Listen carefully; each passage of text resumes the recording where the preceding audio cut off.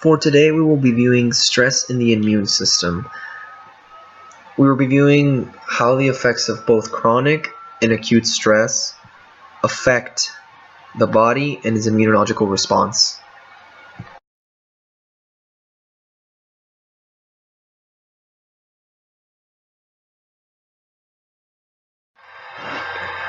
We will start with hormones and our circulation.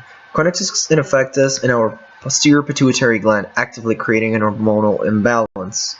For example, chronic stressors not only lower the number of antibodies inside you, but slow the overall production down, including the trigger of glucocorticoids. These hormones help in anti-inflammatory responses as well as antibodies. Some hormones that are excessively released would be cortisol and adrenaline for a period of time, and glucocorticoids, as I've already explained, which are a variety of hormones. Out of all of these, glucocorticoids are able to help as an anti-inflammatory for better in circulation with the help of our circulatory system and based around our hypothalamus. Our main functional system that involves these processes is called the HPA, or the hypothalamic pituitary adrenal axis. As a final point, cortisol released through the adrenal cortex will helping glycogenesis, essentially boosting sugar levels while suppressing our immune system. Continuing forward into stress, immunity, and sleep. Furthermore, we now look at the notion of sleep and how stress can cause episodes of insomnia, which can lead to sleep deprivation and can worsen your state of chronic stress. Lack of sleep will also further involve symptoms such as inflammation of the body and increased appetite, which can lead to obesity problems. Stress-induced insomnia or sleep deprivation has been correlated with both endocrine problems in both men and women, as well as other serious mental issues. This can be a serious issue for a prolonged lack of rest and sleep that can lead not only into appetite gain, but as I've already explained before, inflammation of limbs, as well as the corpus callosum. Sleep deprivation also inhibits our production of T cells, which are our antibodies. Furthermore, prior stated was the increase in appetite. This is due to the increase of the hormone ghrelin. To continue, we go into stress, anxiety, and immunity. Further damage of stress to our immune system by actually affecting the production of cortisol of our pituitary gland, as stated before, like with the production of glucocorticoids. This affects the posterior area of our pituitary gland. It also affects our medulla due to rising blood pressure and accelerated heartbeat.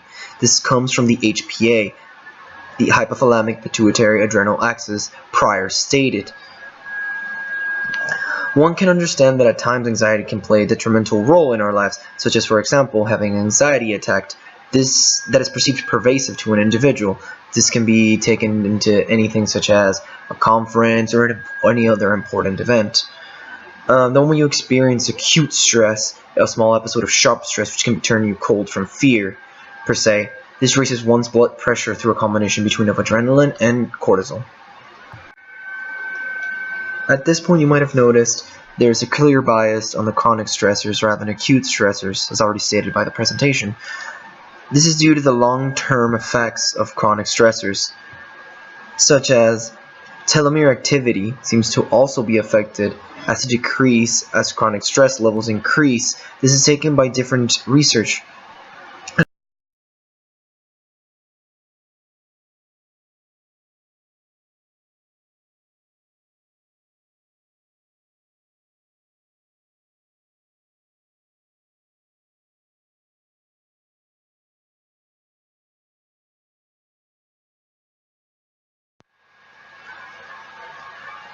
Finally, we move on to gastrointestinal immune effects, seeing as stress affecting our immune system can as well affect our organs inherently.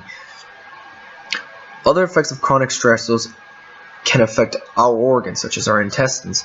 For example, our intestines' mucosa levels tend to greatly increase and decrease depending on the stress of or anxiety levels of the individual, as explained in the research done by the Physiological Psych by BMC Gastroenterology. Mucosa levels fluctuate depending on chronic stress levels of said individual. Bacteria production increases in lower intestine, Lack of retention can lead to symptoms of and diarrhea due to bacterial fluctuation from anxiety levels. These can be stated already in prior research done by the BMC of gastroenterology.